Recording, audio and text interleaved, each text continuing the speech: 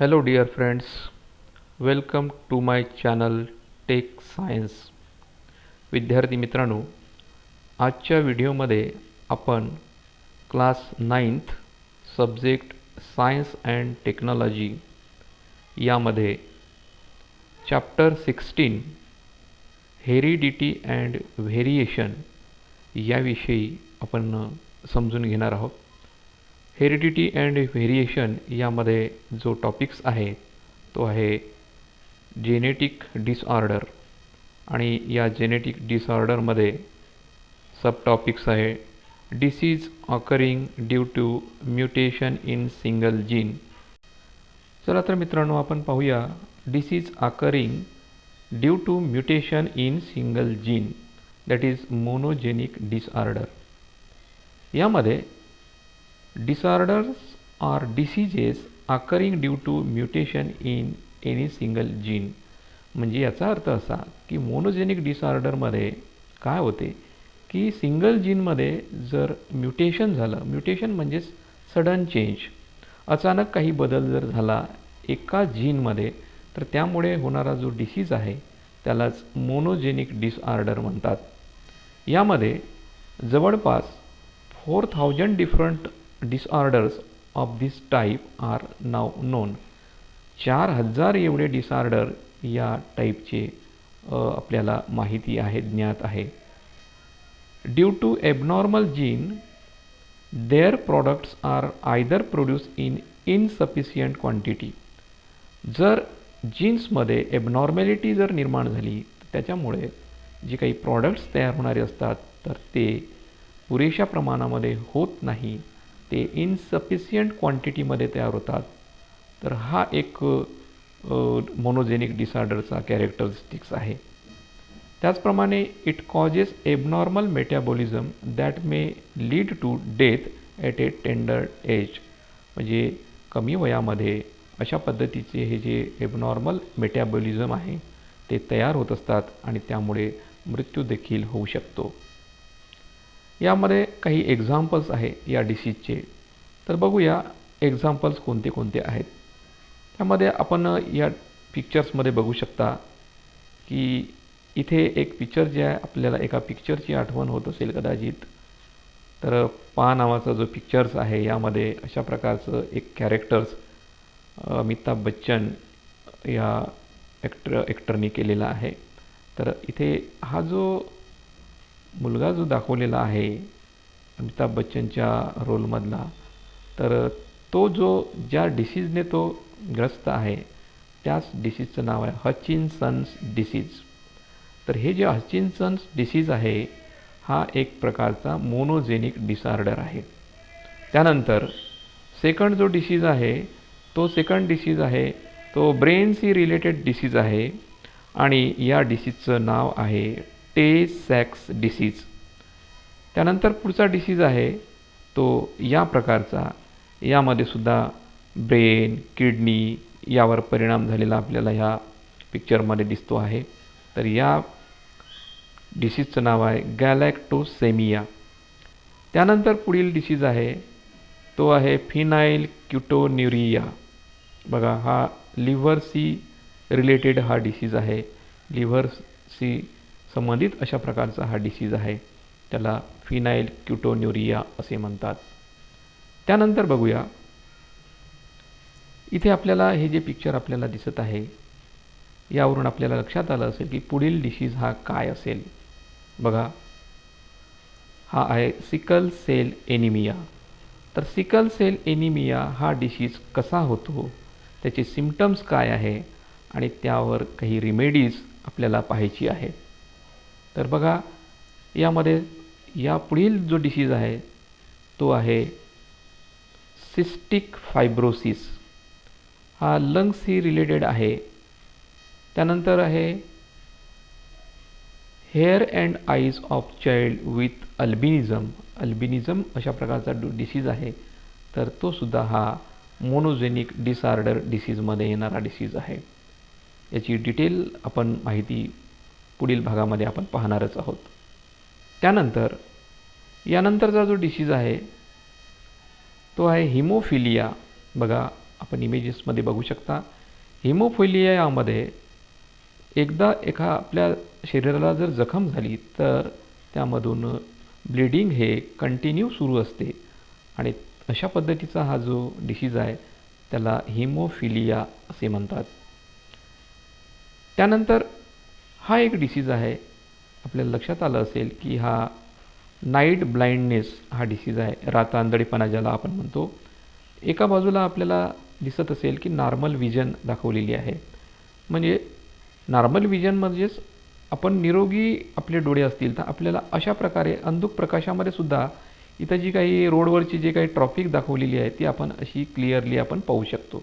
परंतु समजा night blindness जर झाला असेल तर अशा वेळेस आपल्याला जे दुसऱ्या इमेजमध्ये जे दिसत आहेत थोडासा ब्लॅक कलर आपल्याला इथं जो दिसून राहिलेला आहे तर या प्रकारे आपल्याला दिसू शकते आणि तो जो आहे नाईट ब्लाइंडनेस. तर अशा प्रकारचे हे मोनोजेनिक डिसऑर्डरचे एक्झाम्पल्स आहेत. त्यानंतर बघूया आपण hair and eyes of child with albinism. Albinism या डिसीजविषयी आपण थोडं डिटेलमध्ये समजून घेणार आहोत. तर बघा, अल्बिनिझम हा जेनेटिक डिसऑर्डर आहे. दिस इज ए जेनेटिक डिसऑर्डर. त्याचप्रमाणे यामध्ये बघा काय होते, the body can not produce melanin. Melanin नावाचा जो एक ब्राउन पिगमेंट्स आहे जो नॉर्मल ह्युमन बीइंगमध्ये स्किनमध्ये आढळणारा हा मेलॅनिन जो आहे त्यामुळे आपल्या स्किनचा कलर म्हणा किंवा आपल्या हेअरचा कलर हा नॉर्मल असतो. परंतु अल्बिनिझम झालेले जे पेशंट असतात तर त्यांच्यामध्ये मात्र अशा प्रकारचा हा मेलॅनिन पिगमेंट हा तयार होऊ शकत नाही. बघा, द स्किन बिकम्स पेल आणि त्यामुळे काय होते, आपण ह्या फोटोमध्ये आपण पाहत असाल इथं जे मुलांचा जो फोटो दाखवलेला आहे त्यामध्ये स्किन जी आहे ती निस्तेज असते किंवा पेल असते आणि हेअर्स जे आपल्याला इथे दिसत आहेत दे आर व्हाईट, म्हणजे व्हाईट कलरचे हेअर्स आहे, स्किन ही पेल आहे.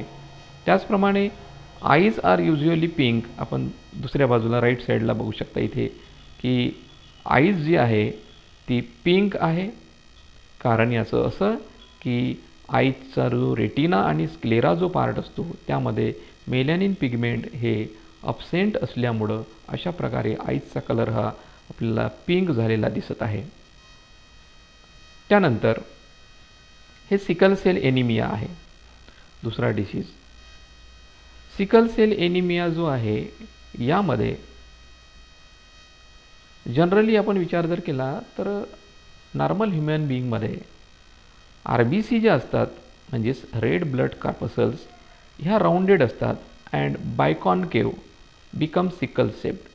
सुरुवातीला ह्या राऊंडेड किंवा बायकॉन्केव असतात परंतु त्यानंतर त्याचा जो शेप आहे तो शिकल शेप होतो, विड्याच्या किंवा कोयत्याच्या आकारासारखा दिसायला लागतो आणि त्यामुळंच हा होणारा जो डिसीज आहे तर त्यालाच आपण सिकल सेल एनिमिया म्हणतो.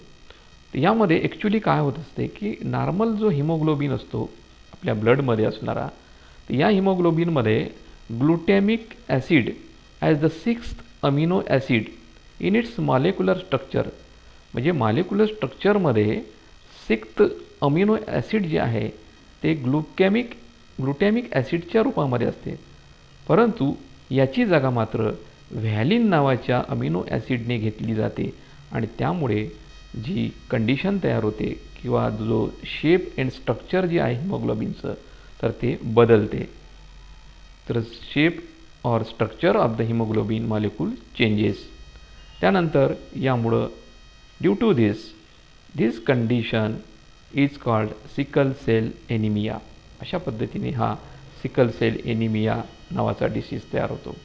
ॲक्च्युली यामध्ये ऑक्सिजन कॅरिंग कॅपॅसिटी जी आहे हिमोग्लोबिनची, कारण हिमोग्लोबिन हा ऑक्सिजन कॅरी करत असतो आणि ती जी कॅपॅसिटी आहे ती या डिसीजमध्ये खूप कमी होते.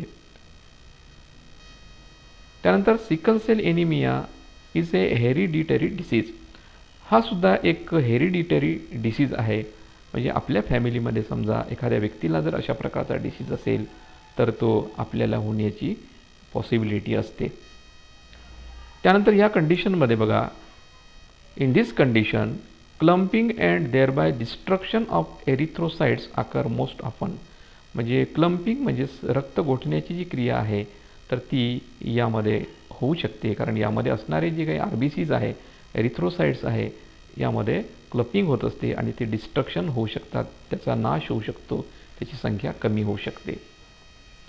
त्यानंतर यामध्ये 2 प्रकारचे सिकल सेल एनिमियाचे पर्सन्स आपल्याला लक्षात घ्यायचे आहे. There are 2 types of persons affected by sickle cell anaemia. यामध्ये पहिला आहे सिकल सेल एनिमिया कॅरियर म्हणजेच AS पॅटर्न, आणि दुसरा आहे second sufferer from sickle cell anaemia म्हणजेच SS पॅटर्न. आता आपण पाहूया काही सिम्पटम्स. सिकल सेल एनिमियाचे जे सिम्पटम्स आहेत ते बघा कोणते कोणते आहेत. त्यामध्ये पहिला सिम्पटम्स लक्षात घ्या, swelling of hands and legs. आपल्या हातापायाला सूज आलेली असते. पेन इन जॉईंट्स, जॉईंट्समध्ये सांध्यामध्ये वेदना होतात.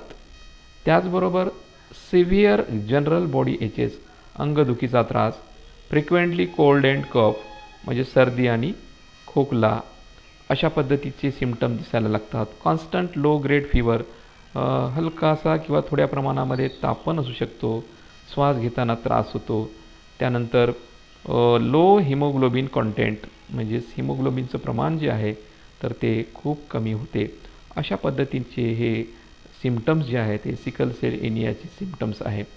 आता हे सिकल सेल एनिमिया हा कशा पद्धतीने हा दिसून येतो वेगवेगळ्या पॅटर्नमध्ये, तर त्याची आपण थोडी माहिती आपण या ठिकाणी लक्षात घ्यायची आहे.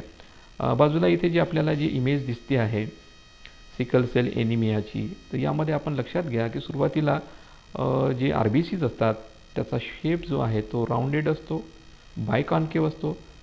परंतु जेव्हा एबनॉर्मल असते पेशंट, म्हणजे जेव्हा एखाद्या व्यक्तीला सिकल सेल झालेला असेल तर तेव्हा बाजूला आपल्याला जी डायग्राम दिसत आहे तर त्यामध्ये आपण बघू शकता की इथं याचा जो शेप जो आहे तो सिकल शेप झालेला आहे.